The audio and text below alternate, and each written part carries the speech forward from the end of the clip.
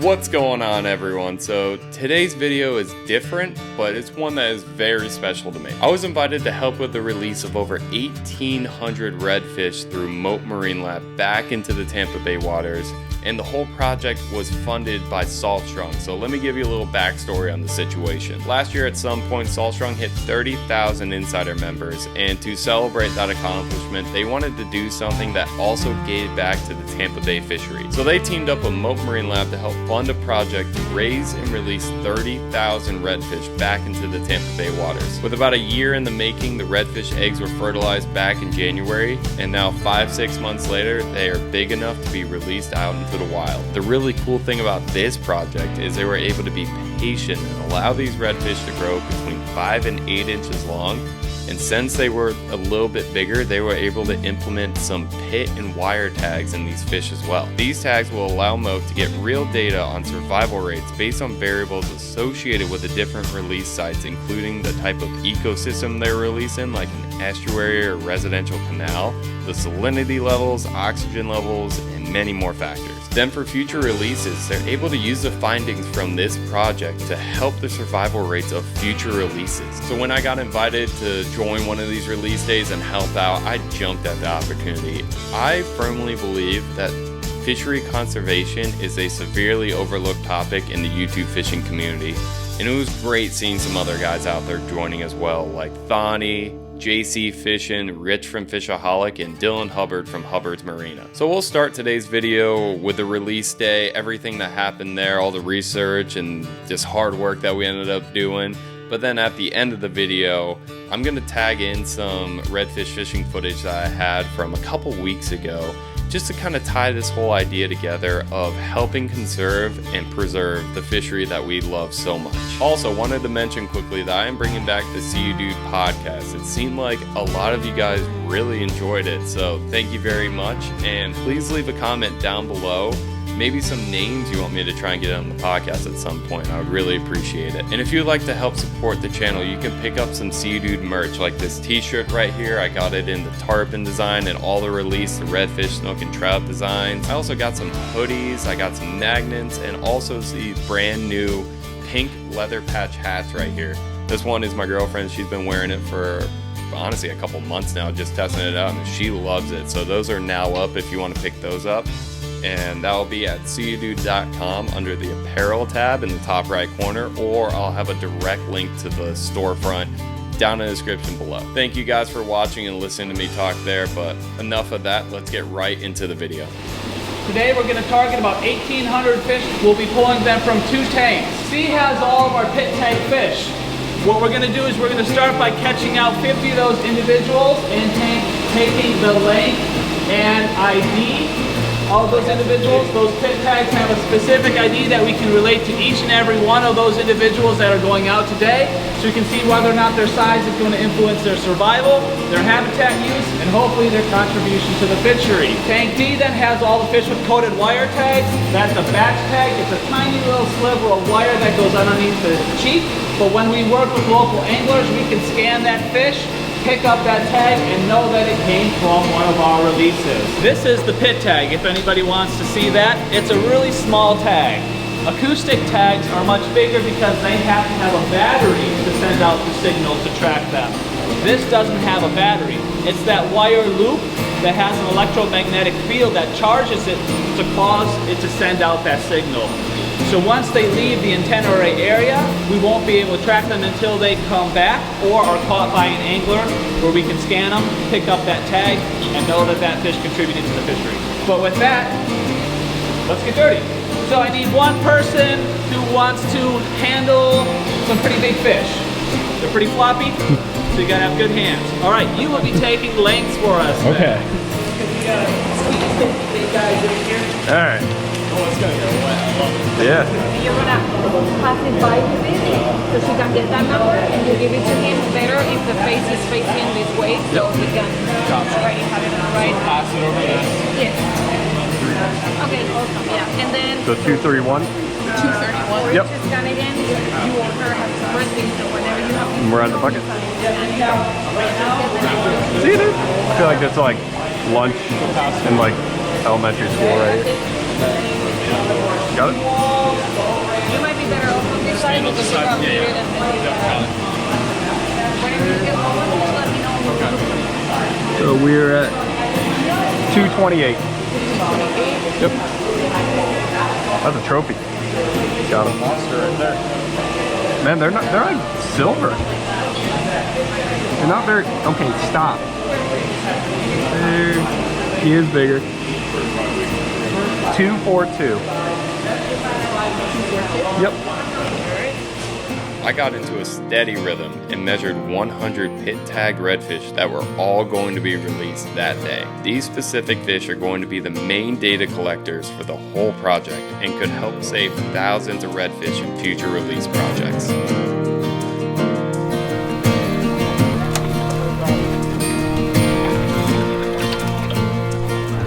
There we go. After collecting our pit tag redfish for the day, we moved on to catching the fish with the wire tags, which made up the majority of the fish being released.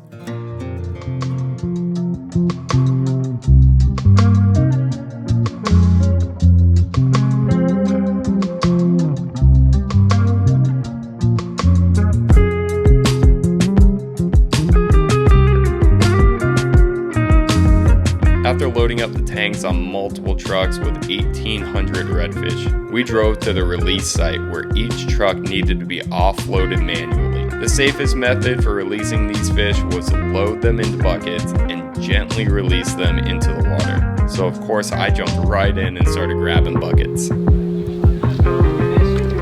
was so cool.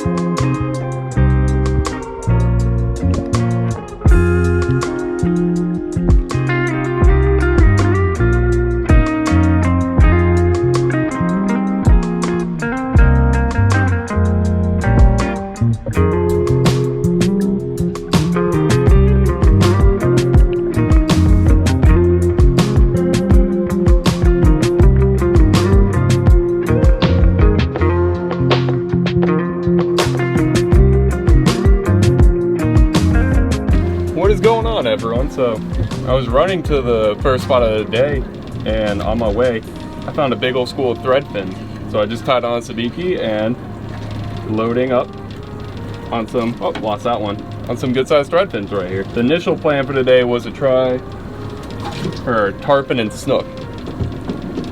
These are good baits for both of those, so we'll see what happens. And then I know the tide's rushing out right now, so maybe I could use them as cut bait. Lower part of tide for some reds. Yeah, I was just ready. I had a sabiki ready and saw a bunch of marks on the graph, and I'll drop it down. It happened to be a good sized threadfin, so I'll take it. I was planning on using a sabiki, tip with a little bit of squid, see if I get some pinfish, but I'm not gonna pass up big old threadies if they're gonna be this easy. I'll show you what I'm seeing.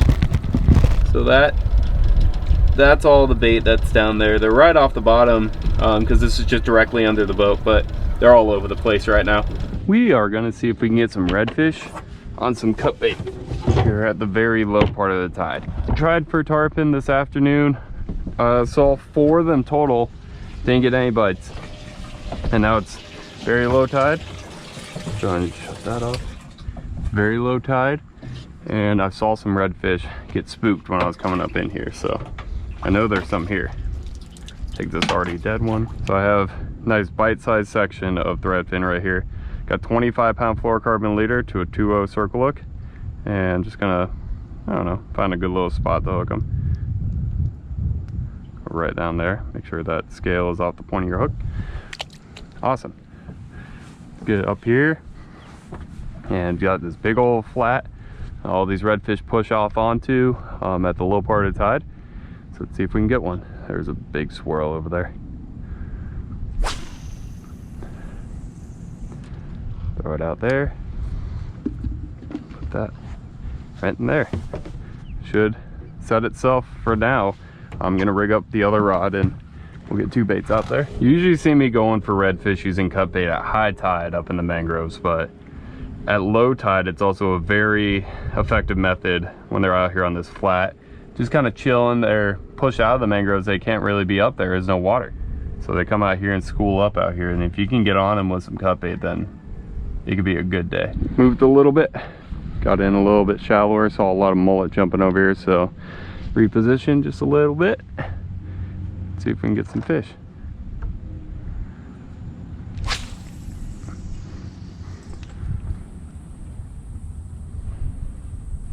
Come on. Come on. Got one. There we go. Doesn't feel like a monster. Come on. Rod holder came in clutch. Oh yeah, he's just a little guy. Alright, first fish of the day. Been out here just getting bait and looking at tarpon all day, and feels good to finally hook up on something. Even if he ain't too big. Come on over here. I mean, he ain't terrible. Probably right at like 18 inches. Cute little guy right there. Bring him over here. See if I can keep my cut bait. Yep, that's pretty much a quintessential 18-inch redfish right there. We used to see on my channel all the time when I was throwing the cut bait. So we're back to our roots today. Beautiful fish. Let's get a release on him. See you, dude. He took off. Jeez, got my bait too, so let's get back over there. Some of the ones I was seeing when I was first pulling up were upper slot, if not over a slot. So let's try and get one of those.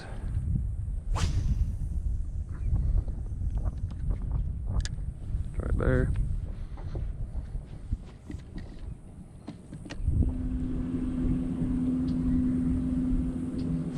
Oh, I think he dropped it.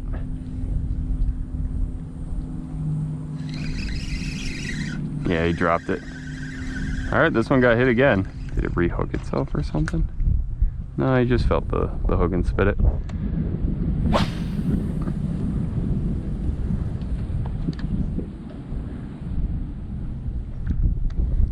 I'm gonna hold this rod now.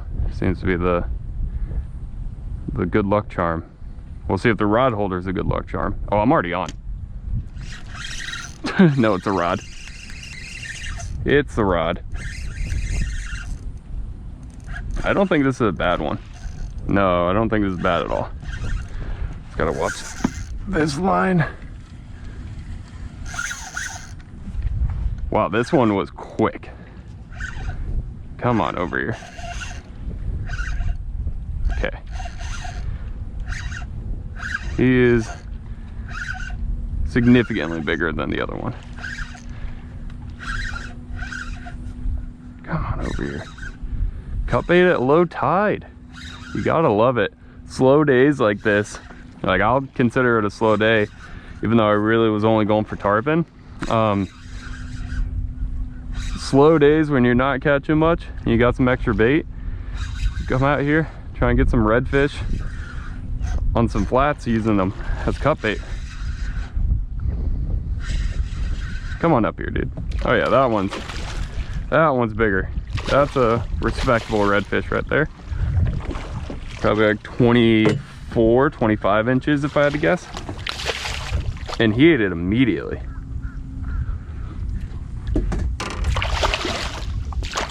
Come on over here. There he is right there. Beautiful, healthy redfish on cut bait. All right. Get that hook out of him. Nice. Beautiful fish right there.